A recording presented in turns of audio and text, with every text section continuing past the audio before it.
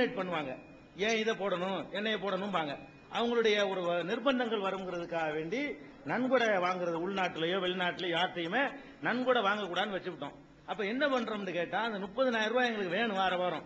அப்ப இந்த விளம்பரதாரர்கள் தந்தா தான் என்ன செய்ய முடியும், அந்த அவங்க விளம்பரம் போகும்போது நாங்கள் டாமினேட் பண்ண இயலாது. உன் பொருளுக்கு நீ விளம்பரம் பண்ற, அதுக்கு கொடுத்த காசு இப்போ முடிஞ்சு வச்சுக்காத அப்படின்றா தான் அந்த நிகழ்ச்சியை நாங்கள் சுத்தமாக கொண்டு போக முடியும். பிறருடைய ஆதிக்கம் வந்துருச்சுன்னு சொன்னா என்னைய 10 நிமிஷம் காட்டுங்க, அப்புறம் 10,000 ரூபாய் கொடுத்துட்டு நம்மளும் ஒரு 5 நிமிஷம் அதில் காட்டுங்க, அப்புறம் இன்னும் வெறுப்பு அடையக்கூடிய நிலைமைக்கு ஓடி போயிடும். அதுக்காக வேண்டி கொஞ்சம் கஷ்டப்பட்டு இந்த விளம்பரங்கள் சிலதை வாங்குறோம். அது உண்மையில வெறுப்பா இருந்தாலும் அதனாலதான் இது நடக்குது, தெரிஞ்சுக்கிறீங்க. விளம்பரத்தை நிறுத்தணும்னு சொன்னா இதையே நிறுத்திடணும். இப்போ நஷ்டம், இப்போ நீங்களும் கொடுக்கலாம், விளம்பரம் கொடுக்கலாம். ஆனா அந்த நிகழ்ச்சிக்கு அந்த ஒரு பாயிண்ட கவனிக்கணும். பாதியில வெட்டுற மாதிரி இல்லாம ஒரு இது முடிகிற அளவுக்கு வர்றதை கொஞ்சம் கவனத்தில் வச்சுக்கணும் நீங்க. ஏன்னா ஒரு பதிலையே பாதியா வெட்டுறதுங்கிறது அது நல்லா இருக்காது. அந்த விளம்பரம் கொடுக்கிற முறை இருக்கு பாருங்க, அதை நாங்க பரிசீலிக்கலாம். விளம்பரத்தை நிறுத்த சொன்னீங்கன்னா நாங்க நிகழ்ச்சியை நிறுத்திடணும். சரி, அதை பரிசீலிப்போம்.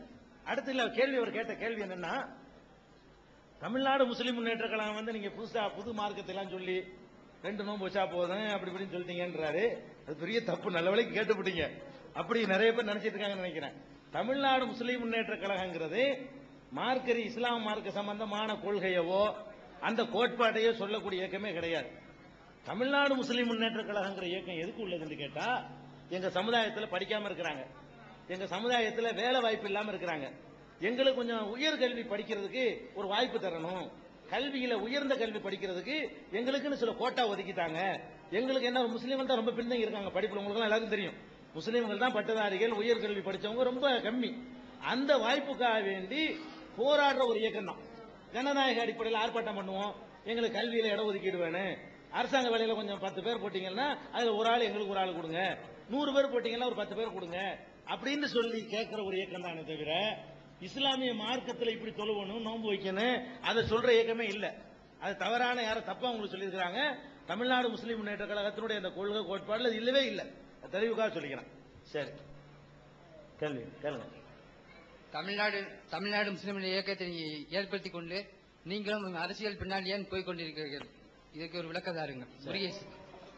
முருகேசன் சகோதரர் முருகேசன் அவர்களும் நல்ல கேள்வி கேட்கிறாங்க. தமிழ்நாடு முஸ்லிம் முன்னேற்ற கழகம் சொல்லி அரசியலுக்கு பின்னாடி ஏன் போய்கிட்டு இருக்கிறீங்க ஒன்னு கேட்கிறாங்க. தமிழ்நாடு முஸ்லிம் முன்னேற்ற கழகங்கிறது தேர்தலில் போட்டியிடாத ஒரு இயக்கம்ங்க. எலெக்ஷன்லாம் நிக்க மாட்டாங்க, இதுவரைக்கும் நின்றதில்லை, இனி நிக்க போறதில்லை. சமுதாயத்துடைய பிரச்சனைக்காக வேண்டி குரல் கொடுத்துட்டு இருப்போம். இப்ப சில தேர்தல்களில் சில நிலைப்பாடு வரும் பொழுது இவங்களை ஆதரிங்க அவங்களை ஆதரிக்காதீங்கன்னு சொல்லுவோம். அதையும் செய்யலாமா இல்லையான்ட்டு நாங்க பொதுக்குழுவை கூட்டி ஒரு பரிசீலனை செய்ய இருக்கிறோம். இந்த பரிசீலனைக்கு பிறகு ஒரு நல்ல முடிவு எடுப்போம். இந்த நாங்க தேர்தல் அறவே நிக்கிறது இல்ல, இனிமே அந்த சகோதரர் கேட்கிறாரு பாருங்க, ஏன் இந்த சாக்கடையில் இறங்கணும்னு முழுசாவே தவிர்ப்பதற்கான ஒரு முடிவு எடுத்தாலும் ஆச்சரியம் இல்லை. நாங்க பொதுக்குழு கூட்டி அப்படி ஒரு முடிவு எடுப்போம், மாத்திக்கிறோம். ஜெகநாதன் ராமநாடு. இதுல மார்க்கம்ங்கிறது உங்களுக்கு மட்டும் போட்டிருக்கிய, மற்றவங்களை பூரா மதம் சொல்லியிருக்கிய.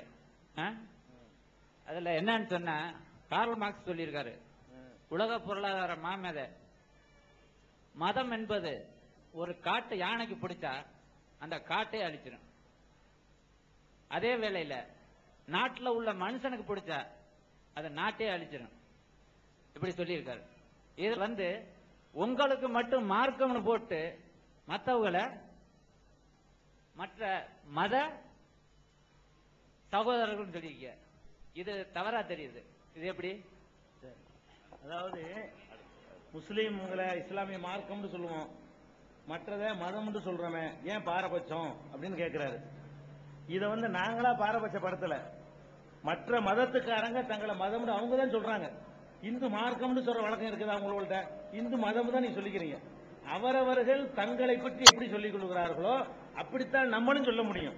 நீங்க அதை மதம்ங்கிறது நல்ல வார்த்தையா இல்ல, நாங்களும் இந்து மார்க்கம் மாத்திக்கிட்டு நம்மளும் இப்படி சொல்லிடுவோம். அதாவது முஸ்லீம்கள் நாங்க முஸ்லீம் மதம் சொல்ற வழக்கம் கிடையாது, மார்க்கம் நாங்க சொல்லிட்டு இருக்கிறோம். கிறிஸ்தவர்கள் அவங்க பிரச்சாரம் பண்ணும் பொழுது கிறிஸ்தவ மதம்னே சொல்லுவாங்க. கண்ணதாசன் புத்தகம் எழுதினாரு, அர்த்தமுள்ள இந்து மார்க்கம் அவர் எழுதல, இந்து மதம் தான் எழுதினாரு. அப்ப இந்து மதத்துக்காரங்களே அதை மதம்னு சொல்வது தப்பு இல்லைன்னு நீங்க நினைக்கும் போது நாங்க திருத்தக்கூடாது. அதை நீங்களே அதை விட்டுட்டீங்கன்னு சொன்னா எல்லாரையும் மார்க்கன்னு போட்டுடலாம். இந்து மார்க்க சகோதரர்களே கிறிஸ்துவ மார்க்க சகோதரர்கள் கூப்பிடலாம். நீங்க அதை மதம் நீங்க சொல்லிட்டு இருக்கல, நாங்க மாத்தலாமா? வேற கெட்ட நோக்கம்லாம் ஒண்ணும் கிடையாது. நீங்க எப்படி நீங்க உங்களை சொல்லிக்கிறீங்களோ அப்படிதான் நாங்க கூப்பிட முடியும். நீங்க ஒரு தவறான ஒரு பேரை உங்களுக்கு வச்சிருந்தா கூட அதை சொல்லி தான் பேர் ஒருத்தர் வச்சாச்சுன்னு வைங்க. முனியாண்டினா கேட்க நல்லா இல்ல, முனியாண்டி தான் கூப்பிடணும். வெள்ளைன்னு ஒருத்தர் இருப்பார், கற்பனசாமி வச்சிருப்பாங்க. வெள்ளையா இருக்கனால மாத்த முடியுமா?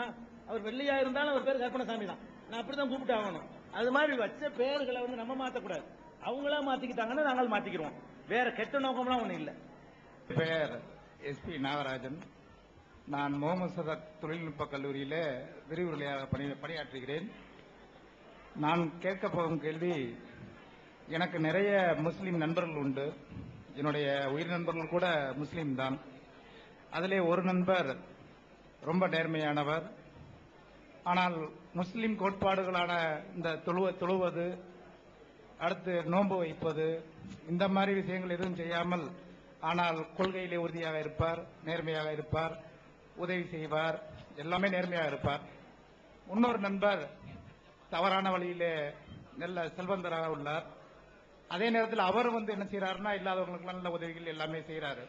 இதுல யாரு உண்மையான இஸ்லாமை கடைபிடிப்பவர் என்பதற்கு எனக்கு விளக்கம் வேண்டும். அதாவது ரெண்டு முஸ்லீம் நண்பரை ஒரு சுட்டி காட்டி யாரு உண்மையான முஸ்லீம் நண்பர்னு கேட்கிறாரு. அதாவது ஒருத்தர் தொழுகை நோன்பு இதெல்லாம் செய்ய மாட்டாரு, மற்றபடி நல்லவரா இருப்பார். கொடுக்கறது, வாங்குறது, பழகிறது, மற்ற மக்கள்கிட்ட நல்லபடியா நடக்கிறது, அதெல்லாம் கரெக்டா செய்வாரு. இன்னொருத்தர் இதெல்லாம் தொழுகை நோன்புலாம் செய்வாரு, அதோட நல்லவராகவும் இருக்கிறாரு. அவர் சுட்டி காட்டின ரெண்டு பேரும் நல்ல ஆள் தான். ஒரு ஆள்கிட்ட மட்டும் இந்த தொழுகை நோன்பு மாதிரியான விஷயங்கள் மைனஸ், மற்ற விஷயங்கள்ல ரெண்டு பேரும் ஒன்னாத்தான் இருக்கிறாங்க. இது யாரு சிறந்தவர் அப்படின்னு கேட்கிறாங்க. இப்ப மனிதர்களுக்கு செய்யற விஷயங்கள்ல ரெண்டு பேரும் சமமா தான் இருக்கிறாங்க, ஒன்றும் பிரச்சனை இல்லை. இப்ப நம்ம ஒரு விரிவுரையாளர் தானே இருக்கிறாரு. விரிவுரையாளராக இருக்கும்போது ஒருத்தர் எல்லா பாடத்திலையும் கரெக்டா பாஸ் மார்க் வாங்கிடுறாரு. இன்னொருத்தர் என்ன செய்யறாருன்னா இந்த விருப்ப பாடத்திலையும் அவர் ஒரு 10 மார்க் கூட வாங்குறாரு. அப்ப யார் இதுல சிறந்தவர்னு கேட்டா 10 மார்க் கூட வாங்குறவர் சிறந்தவர். அவர் இதுல என்ன செய்யுதுன்னா, அவர் கடவுளுக்கு செய்யறதையும் கரெக்டா செஞ்சிடறாரு, மனுஷனுக்கு செய்யற கடமையும் ஒருத்தர் செஞ்சிடறாரு. அப்படிங்கும் போது ஒரு மார்க் கொஞ்சம் அதிகமாயிடுது அவருக்கு. இவர் கொஞ்சம் மார்க் குறைஞ்சு போயிடுறாரு. இவர் கடவுளுக்குன்னு சில விஷயங்கள் செய்ய வேண்டியிருக்குல்ல, கடவுள் எதை விரும்புவார்னு அவர் நம்புறாரோ அதையெல்லாம் செய்யலங்கும் போது கொஞ்சம் குறையத்தான் மார்க்கு பார்க்கும்போது தெரியுது. அப்ப யாரு கொஞ்சம் கூடுதலான ஈடுபாடு காட்டுறாங்களோ அவர்கள் தான் எப்பவுமே சிறந்தவர்களா இருக்க முடியும். கொஞ்சம் மார்க் குறைஞ்சவங்க தான். அந்த அடிப்படையில் தான் கடவுள் அப்படித்தான மார்க் போடுவாரு. கடவுள் மார்க் போடும் பொழுது நமக்காக இவர் என்னென்ன பண்ணியிருக்கிறாரு அப்படி போடையில மார்க் யாரு கூட கிடைக்கும்? கடவுள் பார்வையில கடவுளுடைய கட்டளையை கேட்டு நடந்தவருக்கு தான் கூட கிடைக்கும். அதான் உள்ளது. ஹலோ, என்னுடைய பெயர் ராமன், வெளிப்பட்டணம், ராமநாதபுரம். என்னுடைய கேள்வி ஒரு சிவில் சட்டம். அதாவது இப்ப இந்து மதத்தில் ஒரு தகப்பனாருக்கு 3 ஆண்கள் இருக்கிறார்கள். அவர்கள் கல்யாணம் முடித்து குழந்தைகள் எல்லாம் பெற்றிருக்கிறார்கள். அப்படி இருக்கும் பொழுது ஒரு மகன் இறந்து விடுகிறான். அப்பொழுது அவர்களுக்கு நிறைய சொத்து உண்டு. அந்த சொத்து அந்த இறந்தவருடைய மகனுக்கும் பாத்தியமாகுது. அதே சமயத்தில் உங்களுடைய இதில் 3 மகன்கள் இருந்து நிறைய சொத்துக்கள் பூர்வமாக இருந்து ஒரு மகன் இறந்து விட்டான்னா அந்த மகனுடைய குழந்தையில 2 பையன்கள் இருக்கிறான், அவனுக்கு சொத்து உரிமை இல்லாமல் போய்விடுகிறது. உண்மைதானே? போய்விடுகிறது. அப்படிங்கும் போது அவனுக்கு பொருளாதாரத்தில் அவன் அனாதையாகி விடுகிறான். இந்த சட்டத்தை நீங்கள் மாற்றி அமைக்கலாமே? நல்ல ஒரு கேள்வி கேட்கிறாங்க. அந்த கேள்வி என்னன்னு விளங்கிருச்சு உங்களுக்கு? நான் கேள்வி உங்களுக்கு வழங்கணும். அவர் கேட்ட எனக்கு விளங்கிருச்சு, சில பேருக்கு விளங்கலன்னா சொல்றேன். கேள்வி என்னன்னா, இப்ப நான் இருக்கிறேன், எனக்கு 3 பிள்ளைங்கன்னு வைங்க, 3 ஆம்பளை பிள்ளை இருக்கு. 3 ஆம்பளை பிள்ளை இருக்கு. 3 பேர் பெரிய பையங்களாகி அவங்களும் கல்யாணம் பண்ணி அவங்களுக்கும் பிள்ளை குட்டி இருக்குன்னு வைங்க. 3 பசங்களும் கல்யாணம் ஆகி 3 பேருக்கும் பிள்ளை குட்டி இருக்குது அப்படின்னு வைங்க. அப்படி இருக்கக்கூடிய நேரத்தில் ஒரு மகன் இறந்து போயிடுறாரு. ஒரு மகன் இறந்து அவருடைய பிள்ளைகள் தான் இப்ப இருக்குது. அதுக்கப்புறம் நான் இறந்து போறேன். என்னுடைய சொத்தை பங்கு வைக்கும் பொழுது மகன்கள் இருக்கிறாங்க பாருங்க, அந்த 2 பேரு அவங்க தான் அதை எடுத்துக்கிடுவாங்க.